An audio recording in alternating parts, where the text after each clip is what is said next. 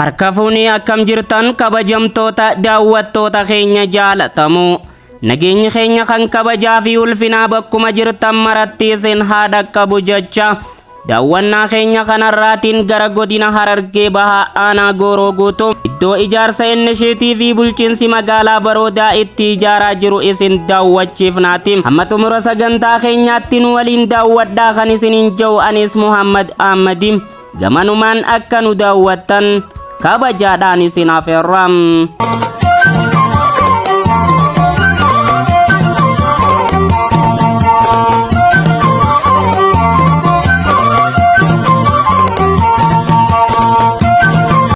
Eega hoggansi jijjiiramaa gara aangootti dhufe hoggantoonni biyya isaanii jaalatan halkanii fi guyyaa hojjechuudhaan dargaggoota keenyaaf hojii uumanii jiruu fi jireenya uummata keenyaa jijjiiraa kan jiranidha.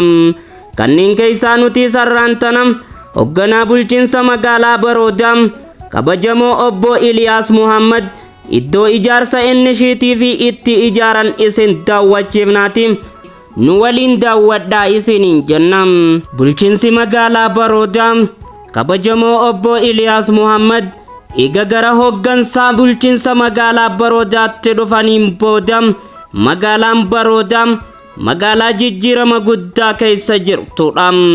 Jabaa biyyaaf hojjetu seenaa yoomillee hin dagatu akkuma jedhamu hogganaan bulchiinsa magaalaa Baroodaa kabajamoo obbo Iliyaas Muhammad halkanii fi guyyaa xiiqiidhaan hojjetanii seenaa dhaloonni dhufaa fi dabraan hin daganne uummata keenyaaf kaayanii kan jiranidha. Egaa kabajamtoota daawwattoota keenya jaalatamoo nuti sarraantana hogganaa bulchiinsa magaalaa Baroodaa kabajamoo obbo Iliyaas Muhammad wajjiniin ijaarsa innishiitii fi bara 2017 ijaaran kana irratti gaafii deebii taasifnee jirraati. Turtiin keessan nu waliin haa ta'u isiniin jennam. Keessan gootoo fi gahee hojii keessanii nuuf ibsaadha. Kan Iliyaas Muhammad Najaani jira hojjisaa mana qopheessaa magaalaa Baroodaa akkasuma mootummaan bulchaa karoora innishiitii biyya tarkaanfii haaraa kan gadi buusee innis sadarkaa magaalaa keenya irratti haala qabatamaa magaalaa keenyaatti wajjin carraa hojii bal'inaan hojii jidha baay'isuu hin danda'u.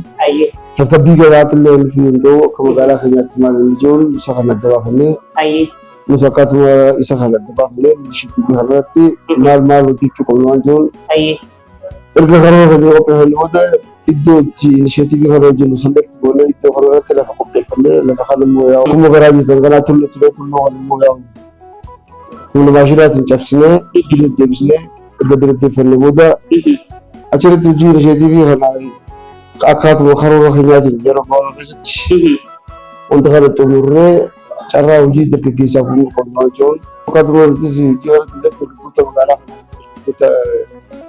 hojii uummatanii carraa hojii konistirakshinii irratti hojjechaa jiran carraa hojii yerootti fi carraa hojii dhaabbiidhaa uumnee fi isaan kanaan kan fayyadamaa jiru ta'uu isaati. Isa kanaa wajjin wal qabatee yaa'u carraa hojii warri ijaarsaa carraa hojii dhaabbiidhaan fayyadamaa jiruudhaan akkasuma warri qamsiraa dalagatus warri hojii guyyaa dalagatus carraa hojii yeroodhaa hanga ammaatti piroojektota naannoo sadiitti deebi'ee hojjechaa jiru gaattii lafaati wajjin nama 320 carraa hojii yeroodhaa hojii jiraachuu. Kana qofa miti manni kun immoo ijaarsa mana kanaattis guyyaa yeroo gabaabaa jedhamu keessatti guyyoota 10 kan caalle keessatti ijaarsa isaa sadarkaa xumuraa kanarra gahee jiraachuu. Isa kanaa wajjin wal qabatee yaa'u ijaarsa kilaastira lukkuutii fi horii aannaniitii fi furdisa horiitii fi indaastirii fuulduraa jira. Wanni adda godhu bara kana maaddii guutuu bakka takkatti wantoota islaa mootummaan tarkaanfii haaraa hojjechuu eeggalle kana iddoo tokkotti gabaa haaraa tokko uumne jechuudha. Magaalaa Baroodaatti gabaa haaraa uumne jechuudha. Waan indaastirii guutuu kanaan dura qabatee indaastirii guutuu keessatti yaa'u hojiin mukaa fi sibiilaattis naannoo sanitti yoo jiraataa hojiin ogummaa harkaatiin hojjetamu. Fakkeenyaaf akka safiidhaa, qalamshiishaa, wayyaa gaabiidhaa, saabunaa wantoonni kunis wantoonni xixiqqaan guddachitti bal'inaan kan gaggeeffamu jechuudha. Kana bira otoo wanta itti godhu bara keessatti idduma sanitti bakka halluun itti dhiyeessan qopheessanii fi itti horsiisan itti dhiyeessanii sanillee hojjechaa jira. Iddoo kanneen isaas hojjechaa jira. Akka walii galaatti.